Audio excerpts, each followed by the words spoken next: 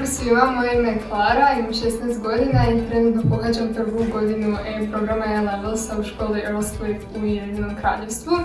Od kad sam došla ovdje, jako mi se sviđa to što sam puno više motivirana i što se puno više trudim oko škole i smatram da je to zbog engleskog školskog sustava koji je drastično različit od hrvatskog.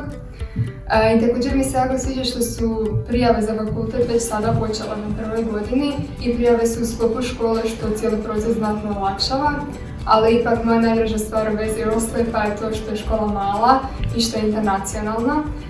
Tako da je stvorena jedna obiteljska atmosfera, a i jako je zanimljivo upoznati ljude sa doslovno svih krajeva svijeta.